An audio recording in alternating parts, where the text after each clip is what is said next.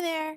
Welcome back to another video on my channel. Today we're going to be talking about something that is kind of old news, but not really. I think the intro to this has been news for quite some time, and then I have left it alone up until this point, just because I saw an article recently that had my brain going, and now I'm going to be talking about it here. So, yes, so we're going to talk about why these kids can't read, or the kids can't read, and all that other fun stuff associated with that. Um, so if you're interested in my interpretations of this or my thoughts on this, or like, I don't know, if you just want more nuanced information about like this sort of trend on dunking on kids for their lack of literacy skills, I guess, just keep on watching. Okay, I just want to say thank you guys for giving me a break last week. I was really going through it last week. So I posted a different sort of video than I normally do. That one was not a video essay, that was just me putting on makeup. And truthfully, it's not the best video I've ever done, but I just appreciate your guys' patience. Up until now, I'm doing a lot better. So no worries about that. But yeah, I just wanted to talk about this whole the kids can't read thing. And so this was more like of a discussed topic, I think, or hot button topic a few years ago. I think this was really something people talked about post pandemic, when people were sending their kids back to school again, and there were students that were significantly behind their benchmarks or their peers in terms of reading skills, mathematics skills, and other sorts of skills, because of the pandemic. Uh, I didn't touch that one because of a couple of different reasons. So, yes, I have experiences volunteering with children, and I have experiences in education when it comes to college level education. I was a teaching assistant for a couple of years while I was in my grad program. Um, and I volunteered with Big Sisters of Boston. I've been an ESL tutor when I lived in Brazil for a little bit, very briefly. And yeah, I just, oh, look, there's the sun. So I do have some experience volunteering with kids and being around kids, or and then like education as it comes to young adults. Um, but I don't have any kids of my own. I have two nephews and a wonderful niece that was born a couple of days ago, so that's very exciting.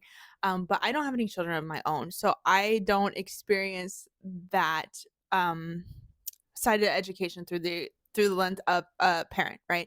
I'm also not currently in a classroom setting myself, so I just felt like maybe it wasn't like I'm not the best person to speak on this. Although, did I watch a ton of videos about this? Yes, because I'm fascinated with this. I didn't want to speak about it until recently because of those reasons, but an article from the Atlantic came out. I think the date here says October 1st, so it's been some time. Sorry, I'm always coming at you with the cold tea. But this article dropped, and I saw it online, and then I saw it being talked about like on the news, like a morning news show, and I was like, okay, wait, I need to talk about this. So the article in question is called "The Elite College Students Who Can't Read Books." To read a book in college, it helps to have read a book in high school. I'm going to have a link to this article and another article I talk about in the description of this video. I will post a picture on screen so you know what it looks like. So you know what I'm referring to, even if you don't check out the links. But basically, this article interviews a couple of different college professors, notably one from like Columbia, and some other really well-known top tier universities, and they give anecdotal evidence, and that's important, anecdotal evidence of a trend that they're noticing within their students about how these students feel very overwhelmed with the reading requirements for their certain classes. First citation takes place in the fall of 2022. In his class specifically, they require students to read a book, sometimes very long and dense ones, within a week or two. But the student that came to complain to them said that at her public high school, she had never been required to read an entire book. She had been assigned concepts. She has been assigned excerpts, poetry, and news articles, but not a single book to cover to cover. Okay. There is another example of someone from Georgetown's English department saying that their students have trouble staying focused on even a single sonnet. Students also say that they struggle to attend to small details while keeping track of the overall plot when it comes to reading an entire text, like cover to cover. So yeah, this article again, I just want to put like a little asterisk on here that this is completely dependent on anecdotal information. There is no really strong data on the subjects in terms of like how many books kids are reading in their high schools, public or private, right? Because that's also a big difference too. Sorry, I had to pause there. The sun came out, and I think I got a phone call. I'm not really sure what happened.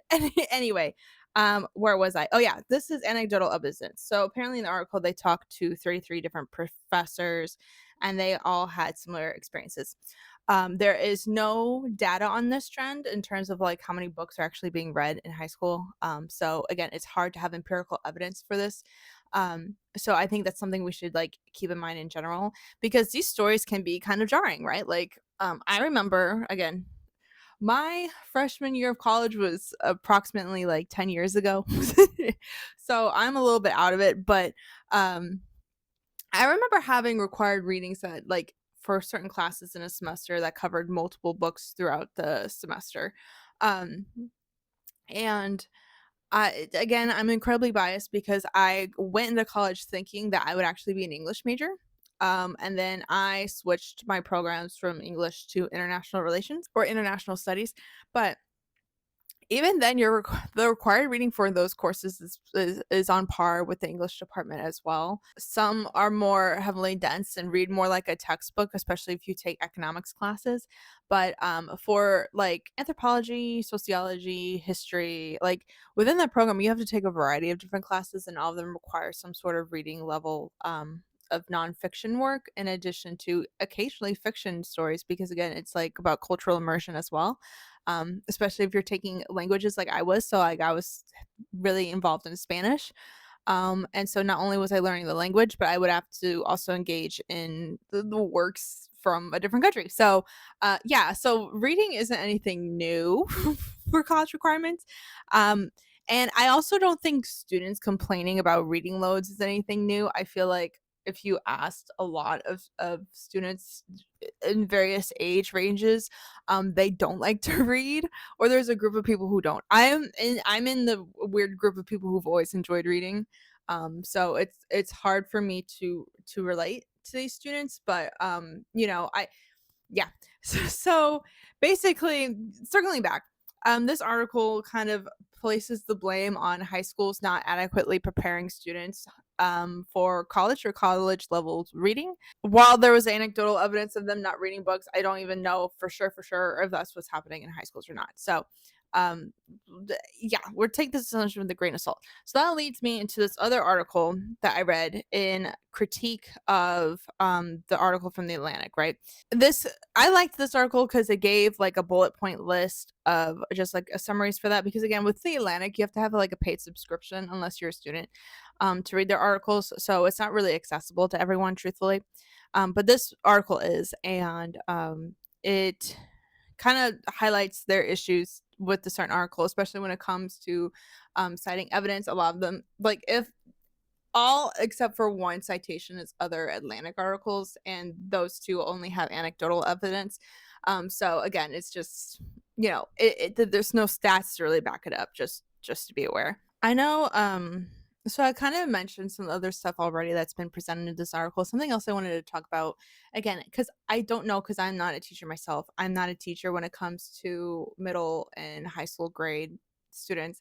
I have a lot of friends and family that are, and I get stories from them to a certain degree. And I also watch the teacher TikToks quite a bit because TikTok thinks I'm a teacher for some reason. They always give me teacher fit recommendations, and I'm like, yippee, thanks. Uh, but I must give those sorts of vibes. I don't know.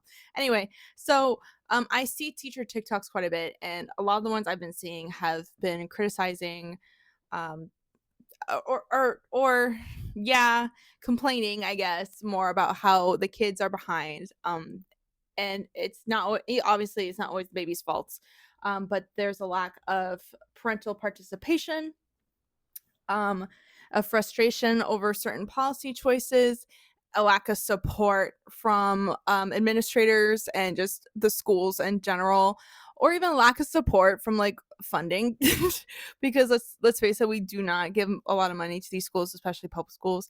And I don't want to paint public schools as a bad guy because again, a lot of the Ivy League people are coming from private schools. Let's be for real, and private schools aren't really necessarily like hurting for funding right now, um the same way public schools are. So I don't want to demonize public schools in that sense. I think there's problems with public and private schools.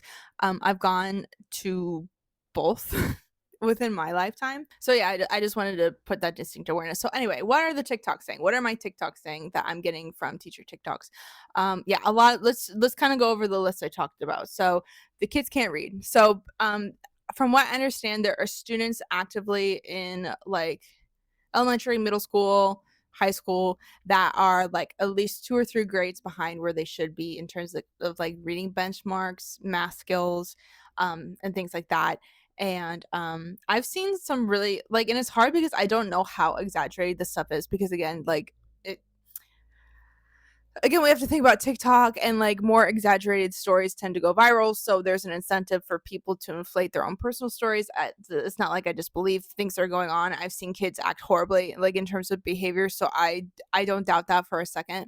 But I always, again, I want to examine things with a little bit of grain of salt. So anyway, but yeah, so these kids are behind in their benchmarks at least 2 or 3 years. That makes sense. We had a whole freaking world event happen where people were locked inside their homes for years at a time. People who are not qualified to be teachers are now finding themselves in teaching roles of their own children. Um, and not all parents like are as invested in their child's education as they should be. Not all parents have the capacity to do that because they have other like work obligations and stuff like that. So they weren't equipped to handle these sorts of roles. So in a lot of cases, these kids were kind of left to their own devices. And if you don't have a kid that's already self-motivated to learn and like read, why would they do that themselves? I mean, they're probably going to play video games or do other stuff instead of that, right? I was very fortunate growing up because my mother had taken a vested interest in our education very early. I remember like there's baby pictures of me like literally on the floor with like a baby book in front of me, just because that's what my mom wanted to instill in me from a very young age. My mom was also a librarian, so like we would have to stay in a library after school hours sometimes while she finished her work, and like what else are you going to do in a library besides read? So that's what I would do. I know my siblings were less inclined to pick up a book than I was because they're more like action oriented people, and that's okay. But like even like with my sister's tutoring sessions, we'd end up in a library, so I would read there. Or like we would get homework assignments over summertime that we had to complete by the time she was back from work, or else we'd get in trouble. And those were just like worksheets, like math worksheets or handwriting worksheets, stuff like that. So it wasn't anything too heavy, but at least we had to do something. And I just don't know, and I just don't think that a lot of people do that kind of stuff. So I remember being annoyed by it like as a kid, but like now as an adult, I'm incredibly thankful for that because it just normalized education so much. Yeah, I don't know if those sorts of resources or if parents are doing the same sort of thing. I know in this day and age, it's really easy to just like sit your baby down in front of a TV screen or an iPad screen or do whatever. And there are educational videos and programs like you can put on for your kid. But I don't know if people have the skills anymore or the energy to kind of invest in that like they did back in the day. So yeah, I don't know, but that's one thing that I saw is like kids are behind because they've been out of school for like a couple years with the pandemic, and now not everyone's on the same level. Like obviously there's some kids who had their parents really involved and who could afford to take the time to do that during like again a major world catastrophe. um and then there's other parents who couldn't because they were in survival mode. And like again, like I don't want to put the blame necessarily completely on parents because I understand like I don't know how well I would have handled the pandemic if I had a kid too, truthfully, because I didn't handle it very well as like a single, well not single, I was married, but you know what I mean, like as an adult, like so I can't imagine doing that as a parent. Oh yeah, I don't know if I could have the skills to do that. Also, I think we're minimizing the sort of psychological impact like something like that could have on a developing brain, especially for a child. If I had a hard time dealing with that again as a fully formed adult, imagine somebody with a still developing brain trying to go through something and trying to rationalize something like that and trying to understand grief and trying to understand or rationalize people dying and all these sorts of precautions that have to be out afterwards. I don't know. It's a lot to put on a kid. And I think that's also could be a reasoning to why some of these kids are having behavioral problems too. I mean, granted, like, yeah, I don't know. People are Some people are blaming these behavioral problems on a lack of involved parenting. And some people are quick to blame like gentle parenting for this. If you don't know, gentle parenting is like a trendy form of parenting where you don't necessarily like, you kind of like include your kid in a lot of things where you talk to them as if they have agency and like ask for their involvement. Like, I don't know, like as part of the household, but also like when it comes to like disciplining, you more like talk through the problem with your kid than just like smack them and say no and like go send them to the room or whatever. I'm not explaining this the best way, but again, I know people who gentle parent, right? As opposed to, I guess, old school ways of parenting that involve putting your hand, like, I don't think you should put your hands on a kid, right? Period. I don't think that's appropriate. Um, Personally, but there's some people who confuse that with like something that's like permissive parenting where you just kind of let the kid do whatever they want. And I just want to say that is different from gentle parenting. I think people conflate the two on both ends. The people who are critical of gentle parenting mix the two, but I think also people who want to participate in gentle parenting often participate more in permissive parenting, and then use gentle parenting as a like cover to defend their bad choices as parents. So yeah, I think there are people who truly do gentle parent their kid and like can see like benefits in doing that. But I do think like if you let your kid do whatever without consequences, like there still needs to be consequences when it comes to raising a child. Maybe it's more of like, okay, well, you knew that this was wrong, you knew that you shouldn't have done that, here's a consequence for your action. Now you'll learn, and then next time maybe you'll make a different decision. Boop, bing, bing, boop. But yeah, I know I'm hesitant. Again, I said I hesitate to talk about this because I myself am not a parent. I idealistically know what kind of parenting style I would have if I were to have children, but again, I think it's different once you put things into practice. So who knows? Anyway, so I think that's part of it. That's the parents portion where teachers are frustrated because there's a lack of involvement with parents, or if there is an involvement, a lot of the blame seems to be put on the teachers themselves. Like when parents are advocating for their children, they're like, "Oh, my kid would never do that," blah blah blah, instead of hearing out like the problems that are actually going on in the classroom. I've heard stories from teachers of kids getting physically violent in the classroom, and that they, horror stories. And again, I this is all anecdotal evidence, so it's hard, and I don't want to dismiss anybody's experiences because some of these people, I see them come on here and they are just done. You can tell in their faces that they are so done and they are miserable and they're really really struggling with this kind of stuff. um and that's all valid, right? But again, I don't know how widespread of an issue this is because I'm only seeing it through my lens of my algorithm and my tiki talkies. So that's 1 and 2, right? There is a lack of cognitive functions at an age appropriate level. The parents are either not involved in this and they've created that gap and they're not doing things to rectify it, or some behavioral problems are being encouraged from a lack of discipline at home. Um, Teachers are also complaining about policy choices. So I've seen a lot of people criticize the No Child Left Behind policy, and critis- criticizing like the whole idea of teaching students for a test instead of teaching students in general. And again, I am not a teacher, so I've just seen this from some of the teachers I see online. I'm not sure if you are a teacher. Please let me know your opinions on this down below. I would love to have some more personal insight of things that like are going on within your world and your colleagues. But yeah, I see people blaming these policies. As you know, like for the most part, when people instill policies, whether they're government policies, education policies, or whatever, you put them in, and then it takes a couple years to see the real effect of like whether or not that policy is beneficial or not. So some people are criticizing No Child Left Behind because it encouraged people to not uh, hold their kids back for another year, or to just like to teach them, but then still have them pass on to a grade, even if they're not fully prepared for the next grade, right? That's the major critique that I've seen.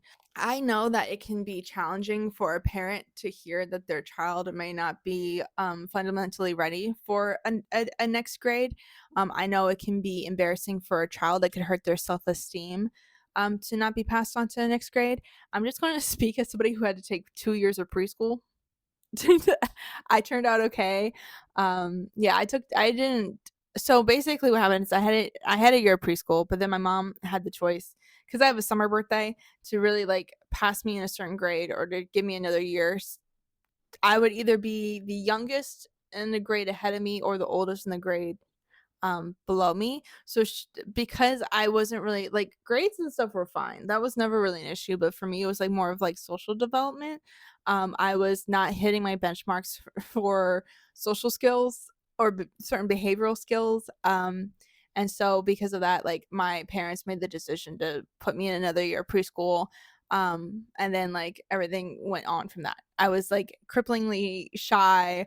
And again, I had like I just I was shy to the point where it was affecting my relationships with others. And so even to this day, I have problems with socialization. But that's a little TMI about me. Anyway, 2 years of preschool, I understand how that can be like embarrassing sometimes to folks in terms of like fitting in and being social. But sometimes it's really at the same time, sometimes it's very much required. Like I don't regret having 2 years of preschool. I mean, obviously, like when you're that young, you really don't conceptualize what's going on. So maybe I am biased, but I needed it, and I think it benefited me socially. Um, Whereas I think I would have been swallowed up by some of the bigger personalities if I was around a bunch of older extroverted kids all the time. I don't think that would have been good for me. So at the end of the day, who knows? But anyway, that's just like my personal experience. So yeah, I've seen teachers criticize that. Again, I don't know much about the policy myself, so again, that's why I kind of hesitated making this video. But I've also seen people in defense of certain educational policies. So I'm gonna leave that one up to y'all. I do think that when it comes to like benchmarks and standardized testing, it's important to be able to have some sort of data to see if a child is actually prepared for this next phase in their education and their lives or whatever. So like you can't really have educations without some sort of test. But I do know teachers are very stressed when meeting those certain benchmarks, and if they don't meet those benchmarks, there's not really like a lot of support for them. The other things I've seen teachers mention is that they'll try and discipline a kid, send them to the office, whatever, and they just come back with like nothing really, like no detentions, no, um, no really strict punishments or suspensions or whatever, just because that kind of disciplinary action reflects poorly on the school itself. So they do try to limit how many people have those sort of disciplinary actions taken on them. And that creates a whole mess because if you have a student that's acting out in the classroom, or being inappropriate or violent or distracting in any kind of way, it not only impedes their learning environment, it impedes the learning environment for every other student in that classroom. So yeah, there's that. Again, anecdotal. I don't know personally. I haven't seen data on this. I think there's a limited amount of data because even when I was doing my literacy video, my media literacy video a few weeks back, the data I had for that was not super old, but not like concurrent with this present state right now. So the data that we really need won't be available for a while when it comes to these sorts of issues, and I think that's a problem. But we're not really investing here in the U.S. a lot in our education anyway, so I don't even know. And that's another problem. These schools don't have the funding to meet the demands of these new students with behavioral issues or like that are falling behind or that they need to play catch up. Like it's hard. I've heard anecdotal stories about people in high school not even being able to write their own name. Now, I really hope that's not true. But if it is, I'm shook. Anyway, this article, the Education Next article, also talks about issues with cellular devices and screens. Again, like I do think this is a valid critique, but I still put an asterisk on it because I don't think that technology and cell phones and screens is the end all be all to everyone's problems. I do think it's a significant contributing factor about like why people don't read recreationally anymore. Not just kids, but adults too. There is data that shows that adults aren't reading for fun anymore. There's also data that shows that kids aren't reading for fun anymore. So kids will still do the required reading, right? I'm going to get to that. Kids will still do the required reading, right? But they won't read outside of the classroom for fun anymore because, again, they have so many other alternatives to spend their free time. They can watch YouTube videos, they can play video games, they can do whatever, right? They can go on TikTok, they can, and I find myself doing that too. I have a screen time counter on my phone to try to limit how much I'm online every day. It's really hard because a lot of my job is in front of a screen. Like I write and I do social media content to like promote my books and stuff. So it's hard for me to not be on a screen, but I still try to limit it when I can. But if you have a kid that has an unregulated amount of screen time, it's pretty unlikely that they will go to reading as an alternative substitute for entertainment, unless like you're in your face. And again, this is the part that requires involved parenting, involved teachers, involved whatever. Is that yeah, they will be on their screens. Now, how does this translate to higher people like teenagers and people going to college? So they say that teenagers are constantly tempted by their devices, which inhibits their preparation for the rigors of college coursework. Then they get into college and the distractions keep flowing. It's changed expectations about what's worthy of attention, says Daniel Willingham, a psychologist at UVA, says being bored has become unnatural. Now that is something I've been wanting to talk about forever, and I might make my own separate video on it about like boredom and like why it's like actually like a good thing to be bored. This is something that's again we've talked about in my own household, right? With my with the adults in my household. So I'm married and I have a spouse, and I've noticed, and this is something again I'm trying to fight against, that even when I'm doing chores or something, my default is to like play a YouTube video in the background or something that like my husband will always have a podcast on in the background of anything he's doing. And it's just we've been so conditioned to just kind of like avoid sitting in silence when we can. But that is an inhibitor to creativity and problem solving and a bunch of other things. So I'm trying to deconstruct from it. But again, I think that's a problem with kids, especially if you've grown up with this and you don't have another alternative outside of this. You're not going to see it as a problem. So, yeah. Also, like people do activities when they're bored, right? Like I always read when I was bored to preoccupy myself, but I also did things like draw, and like I don't know, exercise and like learn how to dance and like did all this. I just did everything, anything and everything in my own room at home.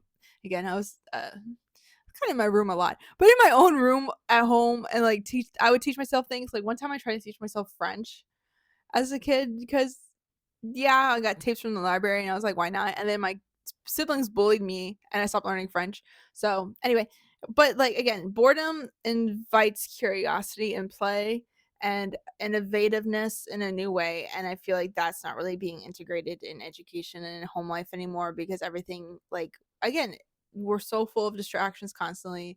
From our phones, from our TVs, from whatever, from technology. And so these two articles point to that specifically, but again, I don't want it to seem like a technophobia thing happening right now because I do think that having Google at your fingertips is a good thing and that people need to utilize that for research more often. It's just a wonderful convenience that we have. But when it comes to entertainment, I think that's when it hinders us quite a bit. So another point that they point out is the issue of like cheating, which again, cheating's always been a thing. Like again, I don't do it myself. I never really cheated on anything myself. I'm a bit if you don't know, I'm a bit of a goody two shoes to a fault. Like I take rules so seriously and like it used to be worse. I'm a little bit more laid back now, but I was somebody who followed rules religiously, so I never really cheated on anything. But like I knew kids who would cheat on their exams and like what they would do is like they would write things on the back of the wrapper of their water bottle and like you could see through it while you're taking the test, and it got to the point where we couldn't have water bottles anymore in my school because people were doing that. And like this was again, I don't this was in I went to a public high school, people were doing this, and but I was in like college level classes, like I did the IB program, and kids were doing that all the damn time. They were cheating like crazy, and these were kids that came from well off backgrounds. So again, I'm not morally policing anybody here. I just want you to know that these problems can come about in any sort of schooling. So anyway, this education next article brings up like the fact that we had cliff notes back in the day, or spark notes, like that were basically just like highlights of text and like important themes to remember, and like all the kind of information you would need to like pass a test essentially. But in addition to that, kids these days have YouTube videos that summarize book plots.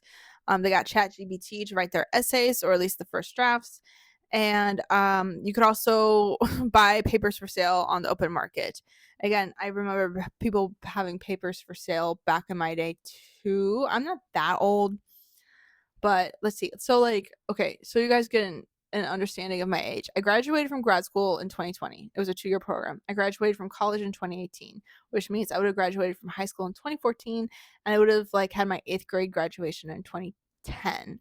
So that's the timeline I'm looking with. So for me, like I didn't grow up on technology, but technology was introduced to my life as an early age. So like, yeah, I remember having these sorts of things where you could like if you really wanted to cheat, it was pretty easy to do so, if that makes sense. Um, but yeah, so this article is talking about how we should consider this as well, is that there's like a million ways for these kids to cheat. I've also seen TikTok videos of English teachers specifically requiring handwritten essays instead of typed ones because of the issue of ChatGPT and how many kids are like using that for their essays. Again, like the writing for ChatGPT and all that stuff isn't the greatest. So if you're like a smart kid, you know not to copy that directly. But that's not to say that like it doesn't have like a first draft for you and then you just fluff it up with language, which again takes significantly less work than writing an essay from scratch. So there's that too. Okay, so this is a part of the video after I talked about those two articles where we were talking about like why should we care about this. Why? Yeah, I mean, there's obviously like issues that I've talked about in my last literacy video when it came to media literacy and digital literacy, is that a lack of literacy can prove to be dangerous for society as a whole. There's a thing called functional literacy where people have to be able to read things and understand them to an extent where they can be like a contributing member of society or get around in society. So that could be things like being able to like read things when you go to the hospital and understand the medications you're taking. That could be things like learning bus stop routes and understanding where things are spatially located, and so that you can find your way home. But there's also like issues of literacy that I don't think a lot of people are talking about, and I wanted to include it in this video specifically. But there's studies that show, like we have data that shows that reading as a child can make you into a more empathetic adult. And I think that is so important that is being flown under the radar in this conversation altogether. I think so much we talk about the utilitarian uses of reading, how reading can make you more intelligent because you learn new information and you can expand your vocabulary and you can expand your critical thinking skills. And, you know, all this is super important too. And I really emphasized critical thinking skills in my last video about like how deciphering information is important, how you should be able to tell what something says, why it's being told to you, who's it being told to you for, and like what's the overall goal of the messaging of the piece, right?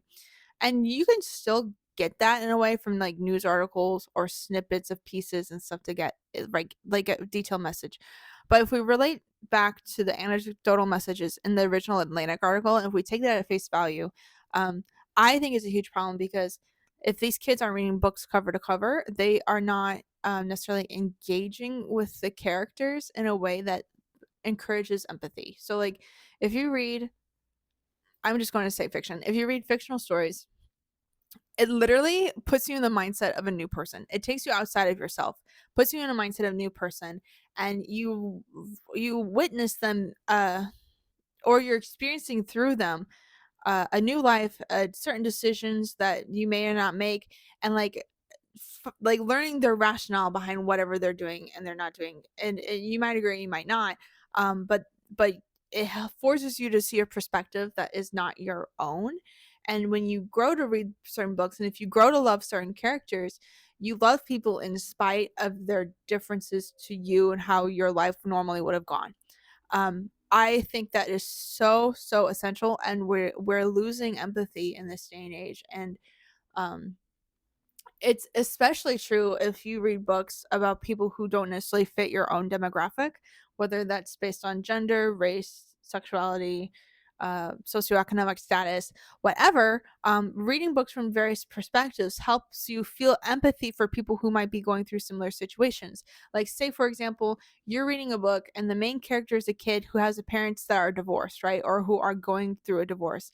If you have your little buddy come up to you as a kid and be like, oh, my mom and dad are breaking up or whatever, you can relate to that person in some sort of existential way and be like, oh, I remember how this character from this book felt about their parents going through a divorce. Um, and maybe I can use these skills to interact with my friend Charlie or whoever whose parents are going through divorce, and I can maybe help him through it in a way. Like, that is invaluable education to me. Outside of nominal values, outside of benchmarks, outside of test scores, like that is so important and essential to understand. Now, is every book, especially fiction book, like a perfect representation of the people that the characters are? No, not always. I mean, I've said on here, there's certain authors that are wilding out all the time when it comes to writing women or people of color or crazy, whatever. But when it comes to like own voices and stuff like that, that could be incredibly, incredibly helpful for kids to relate to one another and other people in their life. And that can help them relate to other adults as well. And this is something that I think is certainly, certainly, certainly missing from the discussion as a whole, is about how reading encourages a level of empathy. You wouldn't think that with the way book talk is sometimes when it comes to people who have like differing opinions and shit. That's a whole other thing. I think for me, and again, I was just talking about how we shouldn't be a technophobe, but I do think the internet is to blame sometimes for people's lack of empathy, or this digital age is really hindering people's sense of empathy. We are more interconnected now than ever before, which is a beautiful thing. And like, you can message somebody from like the other side of the world. Like, I remember the novelty of that, like in my lifetime, how cool it was that I was messaging somebody from like the other side of the world or something. You know what I mean? Like, I have relatives in a different hemisphere and I love them very much. And that's how I can keep in touch with them. Instead of just writing letters and like taking months for it to reach them or whatever, I can message them instantaneously. That's a beautiful thing. That's like a miracle of technology. And again, we should encourage that. But the problem is, I think that the internet, social media, whatever, has ingrained this culture of disposability when it comes to people, um, especially short formed algorithmic content, because you start seeing people as entertainers for you in your everyday life. Like, it really, really, really twists your versions of seeing somebody online, and it's not seeing them as a person, but seeing them as a source of entertainment. And like, I'm just thinking about TikTok and specifically, but this could be applied to anything. It could be applying to me right now. Maybe you're seeing this as a source of entertainment. Hi, but I, in fact, am still a human being talking to you through a screen. Um, and when you see people as just entertainment or something that serves yourself, you're less likely to treat them well or kind or with respect. There's also this essence of like, and it's just overwhelming sometimes to see like how many horrible events there are online. So like, I get TikToks about the recent flooding that's happened in the Carolinas, right, from Hurricane Helene. Yeah, and then I saw videos about Hurricane Milton. I've seen videos about what's going on right now in Palestine. I've seen kids injured. I've seen grown-ups injured. I've seen like the horrible, horrible stuff online. And like, yeah, it's one thing to be informed, but then like you see all this really graphic content, and that's the reality of these folks. And people should understand the gravity of these situations for sure. But it also does this weird thing to your brain, like, or you could just swipe up from that at the same time. You know what I mean? Like, if you feeling discomfort in that, you can still swipe up and protect your mental space. But it's still instilling this belief that like certain people are disposable no matter what. And like, we see that with the lack of agency over what's going on in these like war torn countries. We see this with like the lack of agency when it comes to like people suffering online. It's like so normalized. Like people make live streams of people who are in horrible situations, or it's so weird. Um and I feel like an overexposure to that kind of numbs the senses a little bit. And so it's really cutting away at like our natural empathy. Like I think so. And so with like circling back to these behavioral problems with these kids, if they're not being taught empathy, then they're not going to be empathetic people. I think people underestimate kindness and what a skill it actually is to be a kind, empathetic person, and how that is a skill because you have to practice empathy or it goes away over time, just kind of like any other skill, right? And I do think that is undervalued in society as a whole right now, because like again, people are bombing, people are doing whatever, like they don't care. But I do think a lot of our problems circle back to that. And I think people are quick to blame social media and the internet for stuff like that. And rightfully so, but then they're not encouraging ways to supplement that other than just saying, be nice to so and so. Like, no, you have to train your kid to be an empathetic person. And like, obviously, that's going to have varying degrees depending on the person, right? Like, not everybody is naturally like that. Like, let's be real, not everybody's naturally that way. But like, reading, my point is that reading is a way to teach kids about empathy subconsciously, right? And it really bothers me in this day and age too, because there's so much book banning stuff going on. And I haven't talked about book banning on this channel specifically. Like, I don't have a dedicated video to it, but I really should.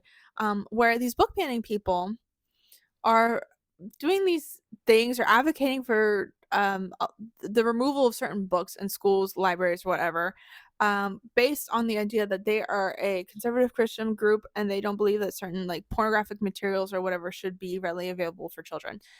Most of that pornographic material, they are also using that label on for books about LGBTQ people, or like they want to remove books for like critical race theory, which is literally just like a books about a kid or a person of color talking about their family or their experience or whatever, like literally just existing.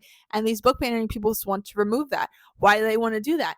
Because kids who read about lifestyles or whatever that are different from their own will give a sense of empathy to those people and be like, I know it. I read something and it made me understand you more. Now that I have the skill to be able to put myself in your shoes, I understand that you are being mistreated and that's not okay, right? Whoa. So the people who don't care about the mistreatment of others, or the people who directly benefit from the mistreatment of others, do not want those sorts of books to be in the hands of their children or whatever, because it will instill an appreciation for these people and empathy and understanding, whoa, okay, like these people are going through this right now. Oh my gosh, right? And so it's ridiculous. So this is a multifaceted problem. And we're living through it in the moment, right? So it's really hard to pick. I don't think there's one root cause. And if it was just like, oh, kids aren't reading in school anymore, schools aren't like making kids read books cover to cover, then that's an easy solution, because like the article said, okay, just make the kids read books. Just assign more reading in high school, and then they'll be better prepared for college, right? But like, yes, we can do that. If there is a school that's not doing that already, then obviously they need to make that switch. But like, it's so much more than that, because it's like, again, just because you assign something doesn't mean kids are going to read it. Um, I read a lot of things.